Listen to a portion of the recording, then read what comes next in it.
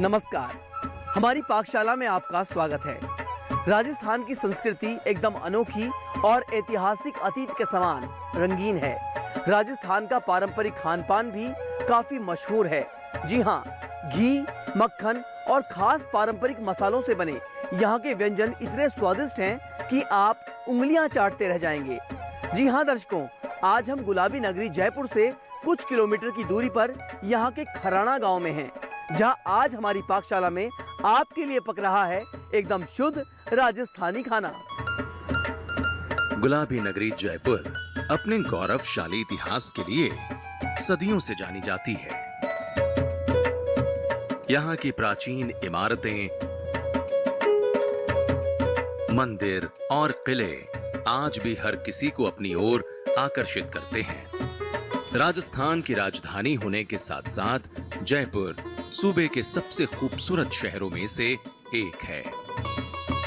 तीन तरफ से अरावली की पहाड़ियों से घिरा ये शहर राजस्थान का सबसे बड़ा शहर है। घनी आबादी के बीच पानी से घिरा जल महल शहर की खूबसूरती में चार चांद लगा रहा है, तो वहीं ऊपर की तरफ पहाड़ पर आमेर का प्राचीन किला चट्टान की तरह अडिग खड़ा है।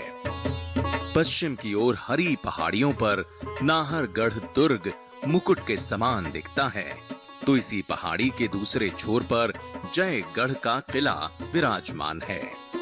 चारों तरफ ऊंची दीवारें, बुलंद दरवाजे और परकोटे इस शहर की ऐतिहासिक गाथा को बयां करते हैं। जयपुर से करीब 50 किलोमीटर की दूरी पर पहाड़ों की गोद में बसा एक गांव है खराणा। राजस्थान के असल पारंपरिक जायके को आप तक पहुंचाने के लिए दूरदर्शन किसान की टीम खराणा गांव के किसान गणपत कुमावत के यहाँ जा पहुंची। संयुक्त परिवार के मुखिया गणपत एक मेहनती किसान हैं। घर में दुधारू पशु हैं जिनसे पर्याप्त मात्रा में दूध अर्जित होता है। इससे परिवार को बेहतर खान पान मिलता है। इस संयुक्त परिवार का खाना आज भी एकदम पारंपरिक तरीके से मिट्टी के चूल्हे पर बनता है, जिसमें परिवार की सभी महिलाएं अपनी अपनी भागीदारी निभाती हैं। कुछ कुएं से पानी लाती हैं, कोई बर्तन साफ करती है, तो कोई चूल्हा चौका संभालती है। तेजा देवी इस परिवार में सबसे बड़ी हैं, लिहाजा खाना पकाने का काम उनकी देख रेख में ही होता है। खास तौर से जब बात पारंपरिक खाने की हो तो इनके हाथ से बने व्यंजनों का स्वाद अलग ही है। कुमावत परिवार की महिलाएं आज अपने पारंपरिक खाने में दाल बाटी, चूरमा, बेसन के गट्टे की सब्जी, लाल मिर्च, लहसुन, काचरी की तीखी चटनी, भजिया और दही के साथ खाए जाने वाले मीठे गुलगुले बनाने जा रही हैं।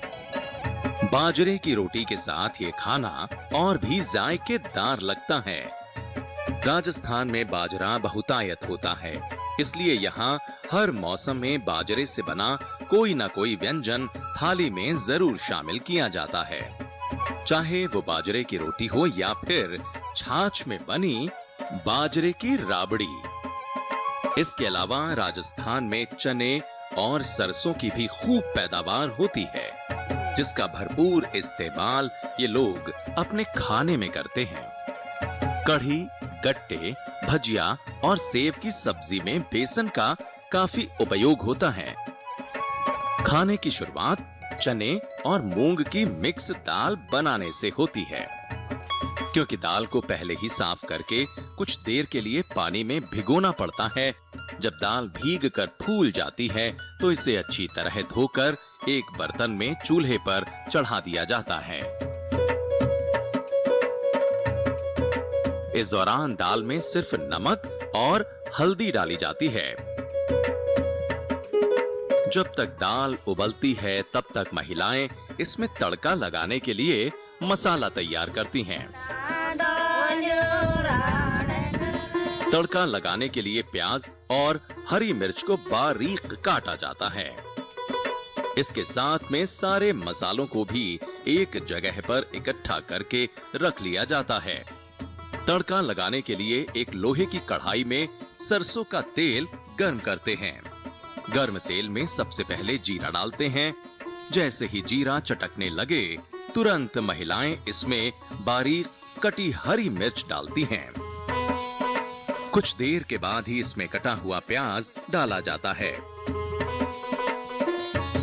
जब सारी चीजें हल्की भुन जाएं, तो तेल में कुटा हुआ लहसुन डालते हैं। दाल में डालने के लिए महिलाएं पिसी हुई लाल मिर्च, हल्दी और नमक को एक साथ मिलाकर एक खास मसाला तैयार करती हैं। इस मसाले को कुछ देर के लिए पानी में भिगोया जाता है। इससे ये पानी में फूल जाते हैं। फिर इन्हें भी बाकी सामग्री के साथ गर्म तेल में डाल दिया जाता है। जब ये सभी मसाले तेल में भुनते हैं तो पूरा घर खुशबू से महक उठता है।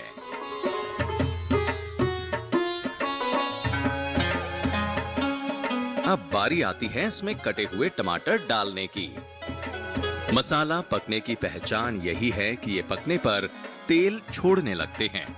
यही वक्त है इसमें उबली हुई दाल डालने का। लिहाजा महिलाएं कढ़ाई में दाल डालकर मसालों के साथ अच्छी तरह मिला देती हैं। फिर इसे एक उबाल आने तक पकाया जाता है।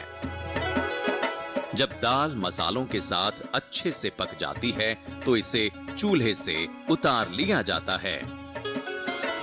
राजस्थानी खाने में दाल के साथ बाटी ना हो ऐसा भला कैसे हो सकता है। दाल बाटी और चूरमा ही तो यहाँ का प्रमुख पारंपरिक भोजन है। तो ये महिलाएं अब बाटी बनाने जा रही हैं। दरअसल बाटी बनाने के लिए गेहूं के दरदरे पिसे आटे का इस्तेमाल होता है। ये आटा रोटी बनाने वाले आटे से मोटा पिसा होता है। इस आटे को हल्का हल्का पानी लगाकर गूंथा जाता है। गौर करने वाली बात यह है कि बाटी का आटा थोड़ा सख्त होना चाहिए।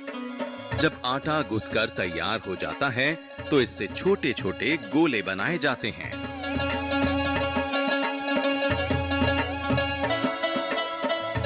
फिर इन गोलों को चूल्हे के गर्म अंगारों पर रखकर कुछ देर पकाते हैं। जब ये पककर ऊपर से कड़े होने लगते हैं तो इन्हें गर्म राख से ढककर कुछ देर के लिए छोड़ दिया जाता है।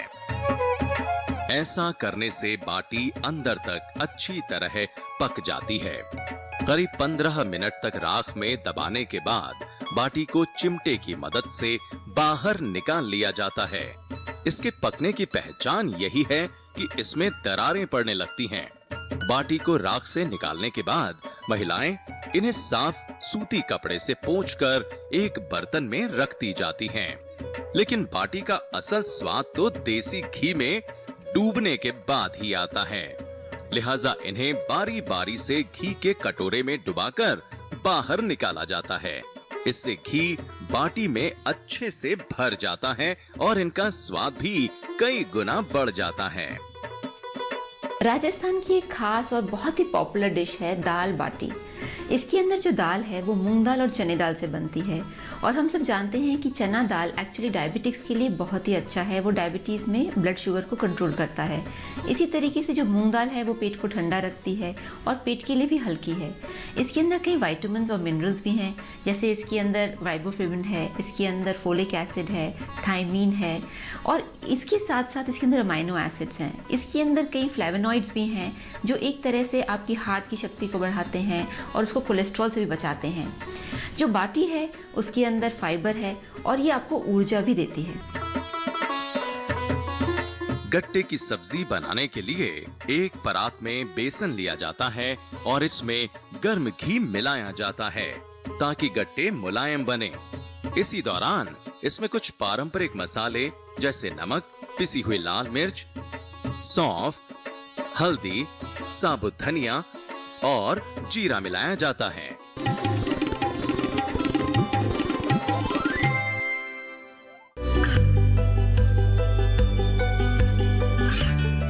गांवों और पिछड़े क्षेत्रों में सरकारी योजनाओं की जानकारी पहुंचा। देश में कौशल और क्षमता विकास कर ग्रामीणों को सामाजिक बदलाव और विकास से जोड़ने की दूरदर्शन किसान की पहल चौपाल चर्चा देखें सोमवार से शुक्रवार सुबह 9 बजे।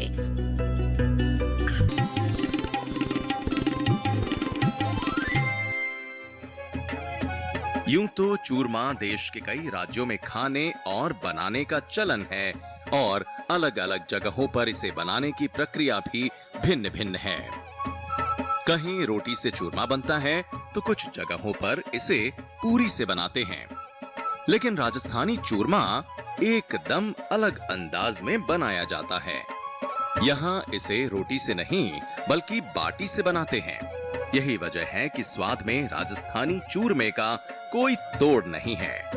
ये इतना जायकेदार होता है कि बड़े बड़े व्यंजन भी इसके आगे फीके लगने लगते हैं। तो चलिए अब आपको दिखाते हैं इस स्वादिष्ट चूरमे को बनाने की पूरी विधि। जब बाटी घी में डूबकर ठंडी हो जाती है तो महिलाएं इन्हें लोहे की ओखली में कूटती हैं।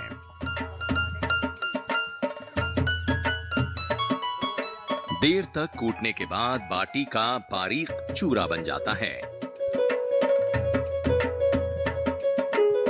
फिर इस चूरे को एक बड़ी छलनी में छाना जाता है ताकि इसमें एक भी मोटा कण न रहने पाए।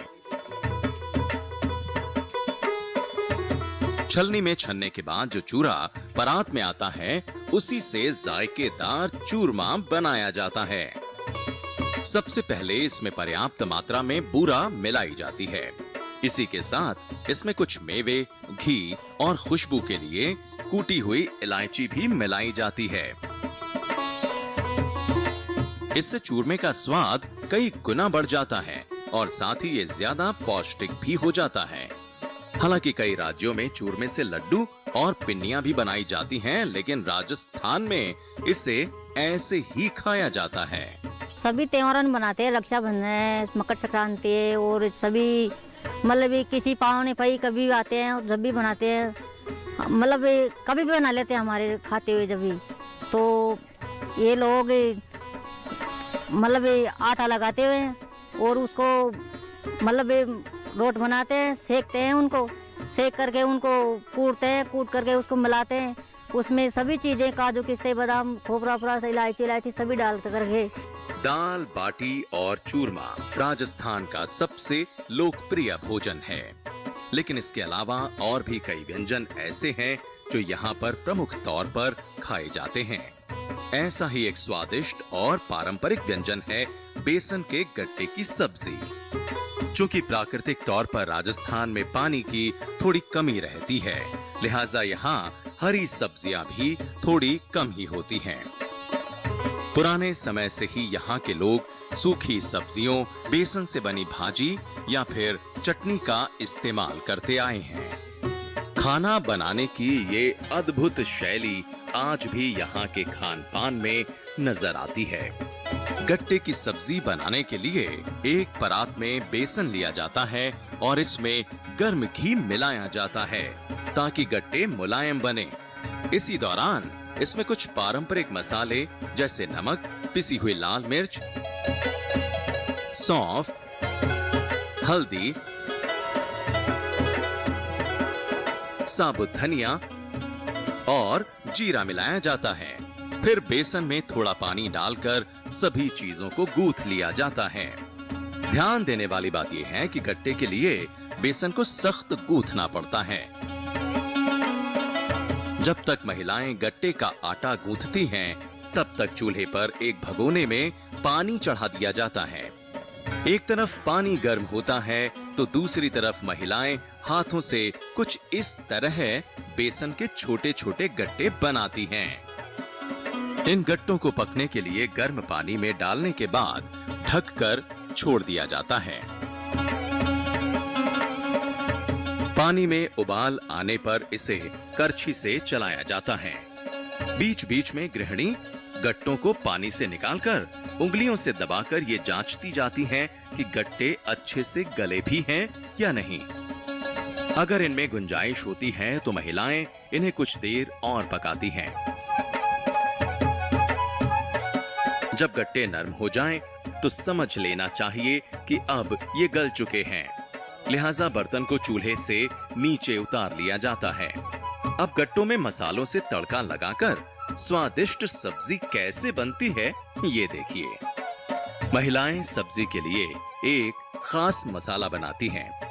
राजस्थानी खाने में मिर्च का काफी इस्तेमाल होता है। महिलाएं सब्जी में तड़का लगाने के लिए लाल मिर्च को पानी में भिगोकर सिलबट्टे पर महीन पीस लेती हैं।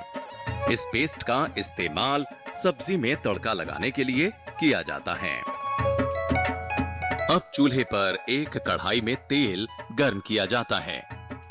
सबसे पहले इस तेल में थोड़ा जीरा डालते हैं।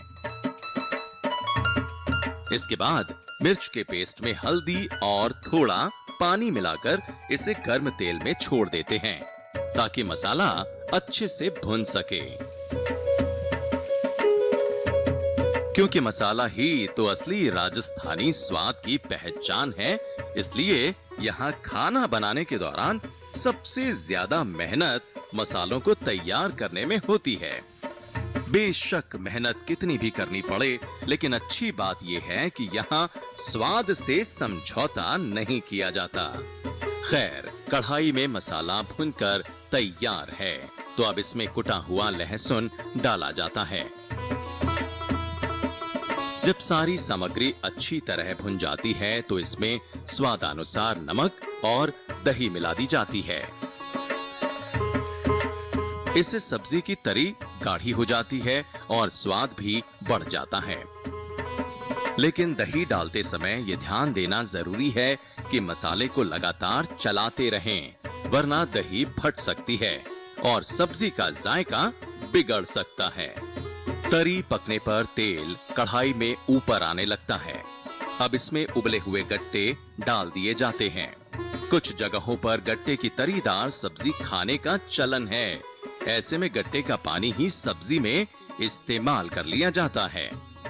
कुछ देर तक गट्टों को मसालों के साथ पकाने के बाद इसे चूल्हे से नीचे उतार लिया जाता है।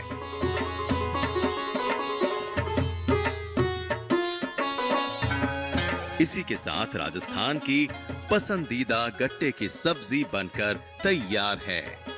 राजस्थान में लगभग हर पारंपरिक सब्जी के मसाले अलग हैं। सबको बनाने का तरीका भी अलग है, इसीलिए यहाँ हर व्यंजन का जायका भी एक दूसरे से एकदम जुदा है। आगे इस पाकशाला में भजिया के साथ मीठे गुलगुले बनने वाले हैं।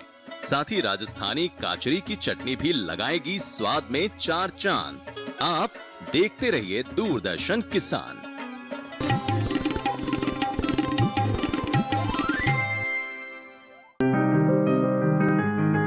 बीमारियों से कैसे बचेगी फसल?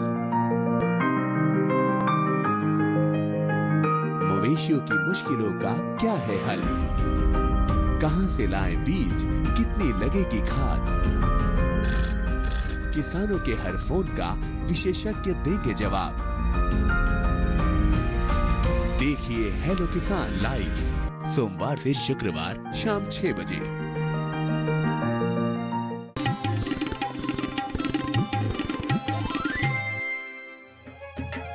राजस्थान की इस पाकशाला में जो पारंपरिक व्यंजन बनाए जा रहे हैं, उसमें शुद्ध राजस्थानी स्वाद भरा है। ये जायका ही तो यहाँ के खाने को दुनिया के बाकी खानों से जुदा बनाता है।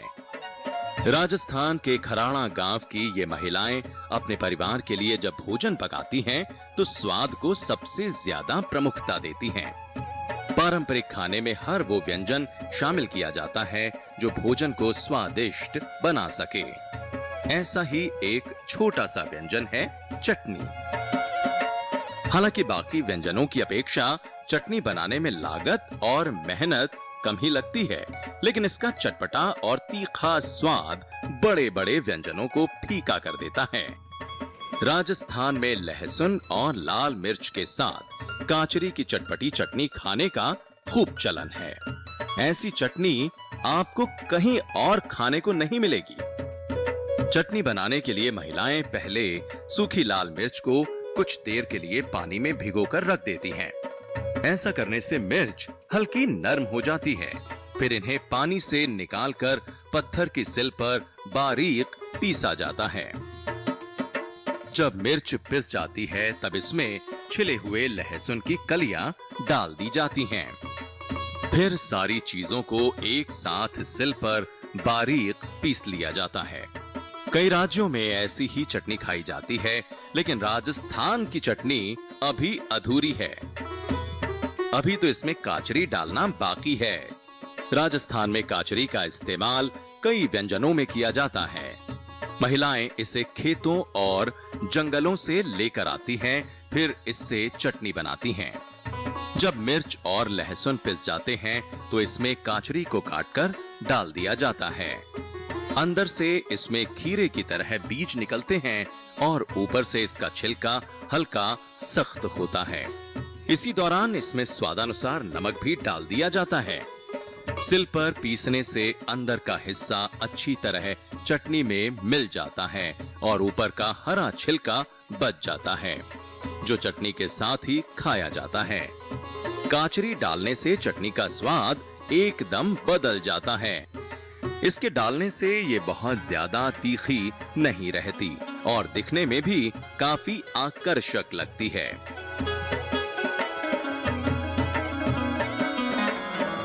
राजस्थान के भोजन में वाकई अनेक रंग शामिल हैं।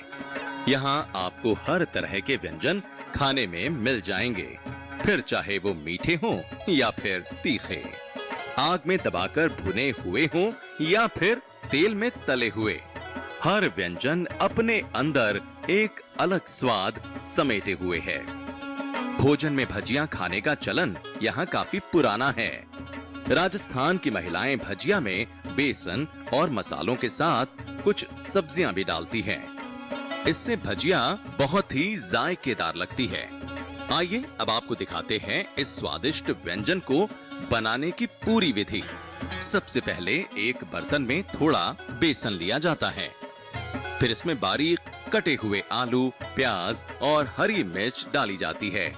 इसी के साथ इसमें सौंफ, साबुत धनिया, पिसी लाल मिर्च, नमक, हल्दी और कुटा हुआ लहसुन डालकर एक घोल तैयार किया जाता है। उधर एक कढ़ाई में सरसों का तेल चूल्हे पर चढ़ा दिया जाता है। तेल गर्म होने पर भगोने से थोड़ा थोड़ा मिश्रण लेकर तेल में तला जाता है। इससे जो पकोड़े नुमा भजिया बनती हैं, उसे दोनों तरफ से पलटकर तला जाता है।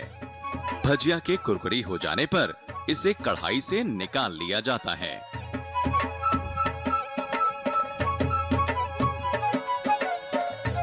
सरसों के तेल, पारंपरिक मसाले और लहसुन की महक वाली ये भजिया अपने आप में बेजोड़ है। जिस तरह खाने में भजिया तला हुआ नमकीन व्यंजन है, ठीक इसी तरह गुलगुले भी राजस्थान का एक लोकप्रिय मीठा व्यंजन है। राजस्थान में किसी भी खास मौके पर गुलगुले बनाने की परंपरा बदस्तूर चली आ रही है। इन्हें बनाने के लिए गेहूं के हल्के दरदरे पिसे आटे का इस्तेमाल किया जाता है। एक बर्तन में थोड़ा पानी लेकर उसमें शक्कर घोलते हैं। फिर इसमें गेहूं का आटा मिलाकर एक गाढ़ा और मीठा घोल तैयार किया जाता है। जब तक कढ़ाई में तेल गर्म होता है, तब तक इस घोल को कुछ देर तक फूलने के लिए छोड़ दिया जाता है। फिर इसमें खुशबू के लिए सौंफ मिलाई जाती है।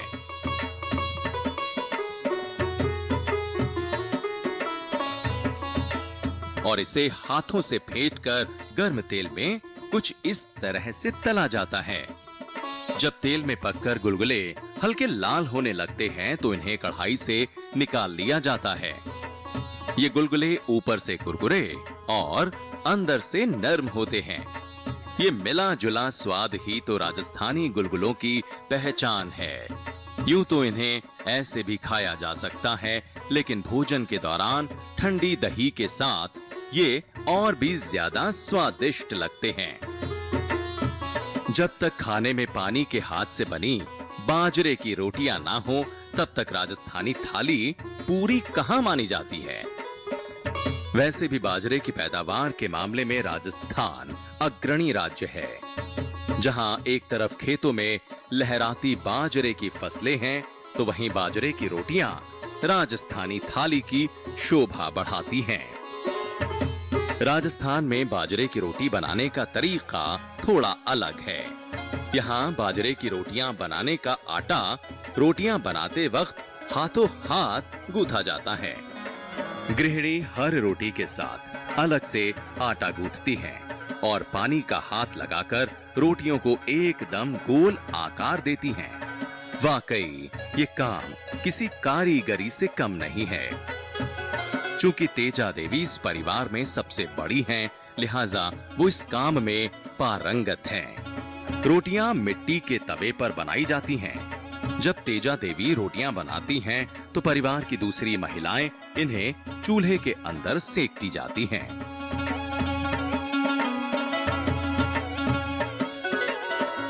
चूल्हे से निकलने वाली हर रोटी को एक साफ कपड़े से पोंछा जाता है। फिर इन्हें घी लगाकर एक टोकरी में रख दिया जाता है। राजस्थान की एक और पारंपरिक डिश है बाजरे की रोटी। बाजरे की रोटी तो खैर अब हर प्रांत में हमको मिलती है, कई शादियों में, कई त्योहारों पे मिल जाती है, मगर एक खास राजस्थान की ही है। बाजरे की रोटी का ये फ़ायदा है कि इसमें फाइबर ज़्यादा होता है, यानी कि अगर आपको वज़न घटाना है या आपको डायबिटीज़ कंट्रोल करना है तो बाजरे की रोटी खानी चाहिए। दूसरा, इसके अंदर कई मिनरल्स होते हैं, जैसे कि मैग्नीशियम है, फॉस्फोरस है, पोटेशियम है। तो ये जो सारे मिनरल्स हैं हमारी हड्डियों के लिए, हमारी बोन हेल्थ के लिए बहुत ही ज़रूरी है। तो अगली बार आप ज़रूर बाजरे की रोटी का स्वाद लीजिए, क्योंकि आपके लिए पौष्टिक भी है। खाने का वक्त हो चला है। उधर सारे व्यंजन भी बनकर तैयार हैं। परंपरा के मुताबिक पहले भोजन घर के पुरुषों को कराया जाता है, तो इसके लिए पारंपरिक तरीके से जमीन पर चटाई बिछाकर परिवार के सदस्यों को बिठाया जाता है। फिर अलग अलग व्यंजनों से सजी थालियों को इन्हें परोसा जाता है। खट्टे, मीठे, तीखे और चटपटे स्वादिष्ट व्यंजनों से भरी ये थालियां वाकई भूख को और बढ़ा देती हैं। प्यार से बनाए हुए भोजन को यूं मिलजुल कर खाना ही तो राजस्थान की खूबसूरत सांस्कृतिक विरासत है। तो दर्शकों, हमारी पाकशाला में आज बस इतना ही। फिलहाल हमें दीजिए इजाजत। अगले हफ्ते एक नई जगह और अनोखे पारंपरिक स्वादिष्ट खान पान के साथ फिर हाजिर होंगे आपके सामने। तब तक के लिए नमस्कार। जय भारत, जय किसान। बुंदेलखंड का रहन सहन, देसी पहनावा और पारंपरिक खान पान अपने आप में बेजोड़ है। बुंदेलखंड में पारंपरिक बुकनू, पूड़ी के लड्डू, बफौरी, महेरी, बेसन के आलू की सब्जी के साथ साथ तड़केदार रायता काफी पौष्टिक और संतुलित आहार माने जाते हैं, जिन्हें यहाँ के लोग बड़े शौक से खाते हैं।